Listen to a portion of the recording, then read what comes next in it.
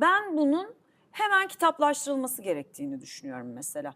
Bu yazar oldum ben. Bunu hep de söylüyorum. Vardır yani programlarda. Ben yazar oldum, en iyi yazar. Öyle bir tondan bahsetmiyorum ama ben de bu sistemin içindeyim.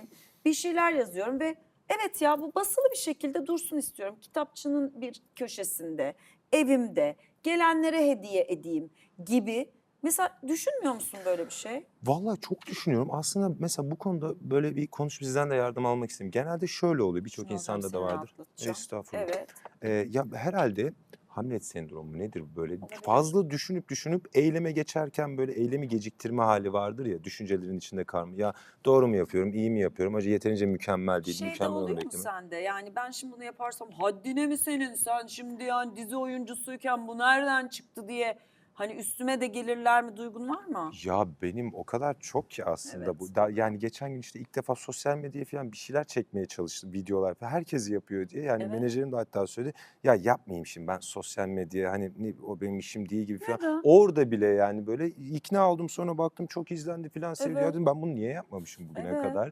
İşte, dizideyken de öyle, tiyatroya dönerken de öyle. Ya, acaba bir şey derler mi? Herhalde bu çocukluktan mı acaba? El El alem alem ne ne der? der? Mahalle Eee, baskısı. aman oğlum. Menopozda da mahalle baskısı var mesela. Evet, yani bunlardan herhalde biraz daha yaşla da okudukça, biraz kendi içine döndükçe insan kurtulabiliyor galiba, özgürleşebiliyor. Ben sizlerden daha tecrübesiz biri olarak böyle Estağfurullah. 30'dan sonra biraz galiba rahatladım. 30'dan önce herkesin sesi kafamın içindeydi. Onlarla birlikteydim. 30'dan sonra ya aman bu kadar oldu, olduğu kadar olsunlar başladı. İnşallah daha da devam eder. Sana bir şey söyleyeyim mi? Yapmadığın her gün için ileride çok pişman olursun. Bugün aynısını arabada Neslişah da söyledi, biliyor musun? Ya yapmadığımız için pişman olacağımıza Evet. yaptığımız için pişman olsak diye. Yani ben yıllar önce Melisa için çocuk kitabı yazmaya başladım. Hiçbir iddiam yok. Hiç, gerçekten yok. Bence iyi de yazdığımı düşünmüyorum. Ama gerçekten şu anlamda umurumda değil. Konuşur gibi yazdım, çocuğuma anlattım ve şu anda atıyorum 1000 tane çocuğun evinde Bal Köpüğü serisi 4 tane kitap yazdım. Bir tanesi varsa farklı gelişim gösteren çocuklara dair bir kitap var kütüphanelerinde. Ellerinize Ve bunu sağlık. yüksek sesle okuduklarında işte Melisa'nın ağzından bir mektup yazdım, anne olarak içine bir mektup yazdım. Serebral palsi ile ilgili bir sözlük koydum içine, afo ne demek, o ne demek, bu ne demek, anlasınlar, öğrensinler. Bununla ben 20 tane çocuğa değsem, gerisi bana milyon ne konuşmuş hiç umurumda değil. Yani 1 milyon kişi sen kimsin çocuk kitabı yazıyorsun diyebilir. Ama ben o 20 çocuğun fikrini değiştirip lügatına serebral palsi ile ilgili 2 kelime kattıysam, istersen 10 milyon konuşsun. Günün sonunda senin de anlattıklarında bir şey var.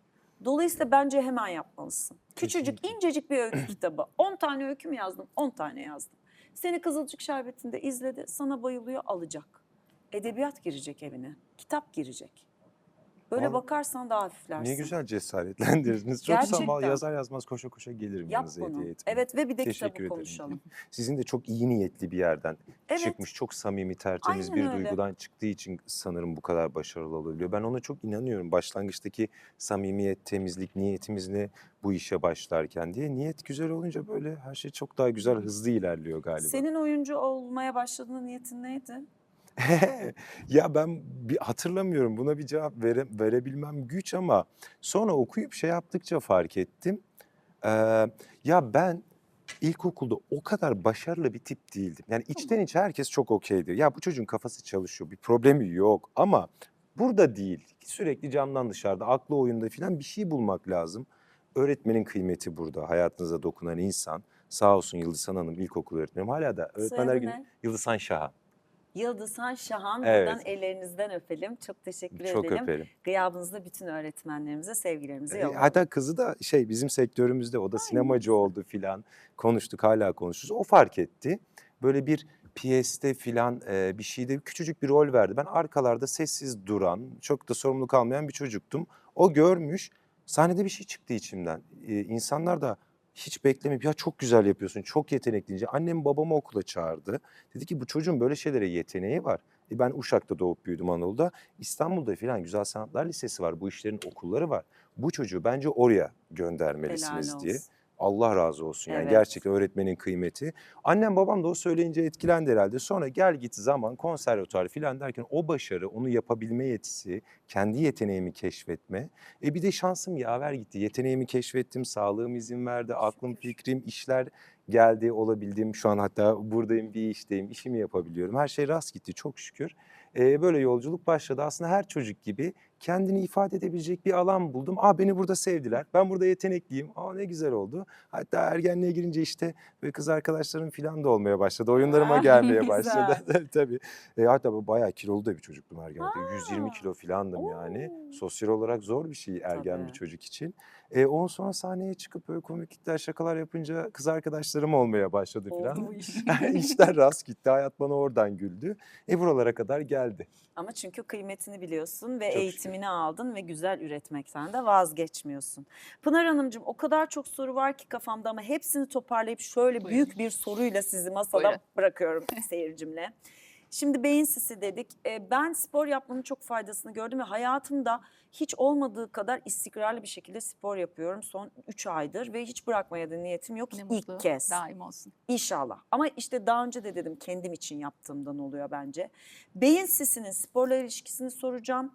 Menopozda toplum baskısı dedim biraz önce. Bu noktada dik durabilmemiz için, sağlam durabilmemiz için bize birkaç tane tutunacağımız dal vermenizi istiyorum. Bir de bu hormon meselesi çok kafa karıştırıyor. İsteyen var, istemeyen var. Bu bağlamda da bu hormonal dengenin bozulduğu dev bir orkestra karşımızda. İyi bir şef olmamız lazım. İlla takviye gerekir mi? Ne yapmalıyız spor dışında der susarım. Teşekkür ediyorum. Ne demek? Önce şununla başlamak istiyorum. Bir kere aslında dilimizde düzelteceğimiz bir kavram var. Menopozlu kadın. Bir kere bunu dedirtmemeliyiz. Niye böyle bir şey diyoruz? Menopoz bir dönemimiz, yani evet gebe kadın diyoruz da böyle bir Onu ama da bu çünkü demesek ifşal keşke. hiç gerek yok. Kadın kadındır, bir dönem yaşıyor, ergenliği, genç kızlığı gibi. Bir kere bence bunu susturmayı öğreneceğiz. Böyle bir şey kabul etmeyeceğiz. Buna gülmeyeceğiz. Bunun konuşulduğu ortamla biz maalesef uyararak öğrenen bir toplumuz. Gerekirse uygun dille uyarmayı bileceğiz. Farklı bir dönem bu dönemde ama en önemlilerinden biri spor. Yani bizim hep şöyle bir alışkanlığımız var. Ben bir şeyleri yiyeyim, içeyim, bazı şeyleri alayım ama hiç hareket etmeyeyim. Ama bizim doğamıza aykırı. Ama da kilo da almayayım. Evet, o zaten en ince kısım. Tabii. Ki zaten bizi aslında en fazla rahatsız eden şeylerden bir tanesi işte östrojen düşüyor, progesteron da düşüyor. Bizim vücut yapımız değişiyor. İşte o karın çevresinde yağlanmalarımız başlıyor. Görsel bir, bizim için görsellik önemli. Aynaya baktığımızda kendimizi güzel görmek istiyoruz. Hormonlarda bir takım değişimler oluyor. Şimdi hormonu daha çok konuşmaya başladık. Evet, artık biliyoruz, zamanında bir WHO çalışması yapıldı. Bunu maalesef kadın doğumcular yapmamıştı. Kardiyologlar yapmışlardı. Bunları üzerinde okuyunca ve o zaman şu an en vermeyiz dediğimiz kadınlara da hormon verilmişti. Evet. En vermeyiz denilen kadınlara da hormon verilince sonuçlar kötü çıkmıştı ki ona rağmen iyi çıkan sonuçlar var. Şimdi diyoruz ki hormon her kadının hakkıdır. Ama mesela o hormonu bazen hak etmek kelimesi kullanıyoruz ama hak etmek şöyle: sigara içmeyin. Çünkü neden? O hormonu alıyorsunuz zaten Sağlığa zararlı daha iyi zaten. Ne olmak gerek için var? ve şu gösterilmiş ki eğer sigara içiyorsanız o hormonun size faydalı olacak unsurlarını alıyor, kanserojen bir hale getiriyor. İşte biz zaten Oo. ondan korkuyoruz. O yüzden ailenizde, birebir yakınlarınızda, annenizde, hatta sizde meme kanseri olabilir. Kanser yapmasının en çok. Onun için de aslında kontrollere gideceğiz. Bizde koruyucu hekimlik kavramı yok maalesef. Yani biz maalesef doktora sadece hastalanınca gidiyoruz. Evet. Evet. O yüzden Annem- aslında hani bir kendimize öz saygımızdan, biraz önce sizin dediğimiz Evet. gibi sevdiklerimize de bunu demeliyiz. Hiçbir şeyimiz olmasa da kendimizi muhteşem de hissetsek, çünkü bir şeyler başlandığında hiçbir bulgu vermiyor genellikle. Bir gidip kontrolümüzü yapmamız Ben ne gerekiyor. yapıyorum biliyor musunuz? Herkese faydası olsun diye habire kendimi ortaya atıyorum. Bir doğum günümde gidiyorum. Bir de meme kanseri farkındalık ayında. Ne 2 güzel. ay gidiyorum. Ne güzel, kendinizi ödüllendirmiş oluyorsunuz Herkes aslında. böyle yapabilir. Ama burada belki en önemlisi işte meme kanseri, evet mamografi, meme ultrasonu, meme MR'ları yapıyoruz ama elle muayene inanılmaz kıymetli. Yani bir kere bir önce kendimiz bakalım. Şimdi en önemli kısım bu dönemde beslenme çok kıymetli. Yani daha dikkat ediyoruz ama mesela spor 150 dakika kuralı var. 30 dakikadan 5 gün. Yani Haftada mı 150? haftada 150 Tamam. dakika hiç yapılmayacak bir şey değil. Bu Yarım minimum. saat nedir ki minimum? böyle yaptığınız ama hayatınızda belirgin bir değişim yaptığı gösterilmiş. Mesela beyin sisini çok ciddi oranda düzeltiyor. Çünkü beyin hücreleriniz yeni doğruyu öğreniyor. Mutluluk hormonu salgılanıyor. Bence şu an menopozdan bağımsız hepimizin ihtiyacı var. Bunlar çok kıymetli. Ya da mesela şunlar söyleniyor bazen. Takviye almalı mıyım hormonun yanında? Maalesef almalıyız. Çünkü yediğimiz, içtiğimizle asla alamıyoruz. İşte hepimiz haberlere çıkıyor. Şu yiyecekten şu kadar pestisit çıktı. Bu maalesef geri döndü.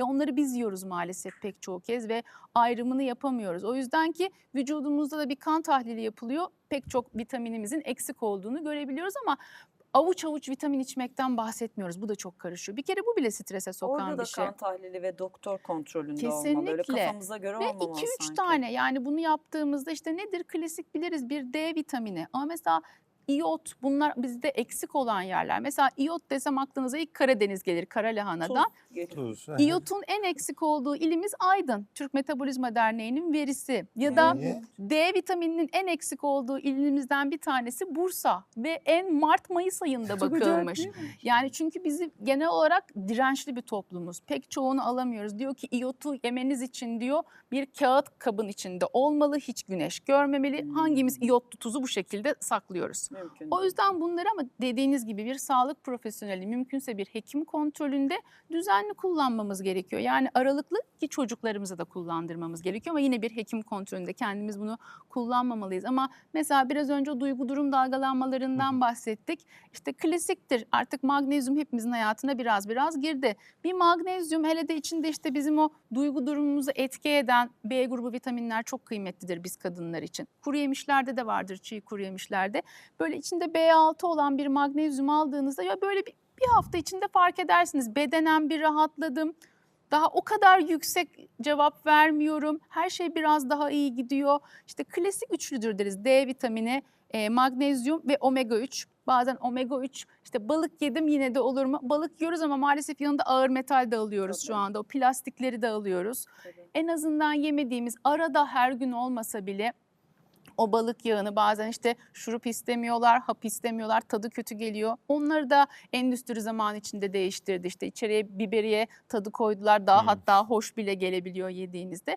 Bunları tükettiğinizde sadece bunlar, hani çok büyük kavramlara geçmeye gerek yok ama bunları bile kullandığımızda, ki maalesef kullanmamız gerekiyor görünen. Çünkü yediklerimizde alamıyoruz.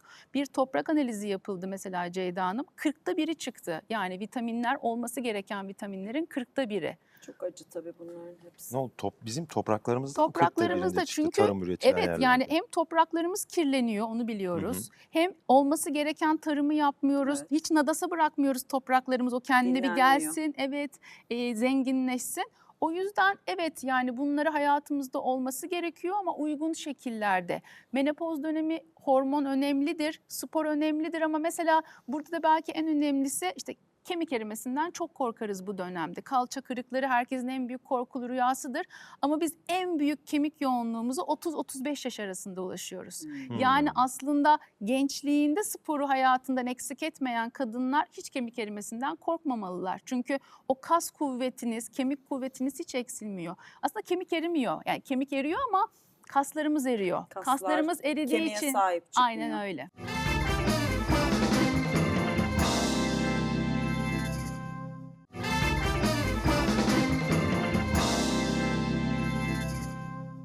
Çok teşekkür ederim. Çok kıymetli bilgiler verdiniz. Programın sonuna gelirken Fatih ile ilgili dijital platformda beklenen Mehdi, Evet, değil mi? Dizi, evet, seni tabii de. izleyebileceğimiz alanlar. Evet, yakında o da inşallah yakın zamanda TRT Tabi'nin arşivinde yayınlanacak. Harika. The Annesi Ninja'da İKSV kapsamında premierini yaptı. Şimdi işte uluslararası, ulusal da festivallerde gezecek, memleketimizi temsil edecek yurt Süper. dışında. Onun kıymetli heyecanını yaşıyoruz. Güzel olsun her Sağ şey. olun Çok efendim. teşekkür ediyorum programa Teşekkür ederiz. katıldığınız için. Ben çok teşekkür ederim beni burada ağırladığınız Ne için. demek. 2 tane çok zarif ve güzel Her hanımefendiyle paylaştım. Çok sağ Kitabını olun. bas da gel.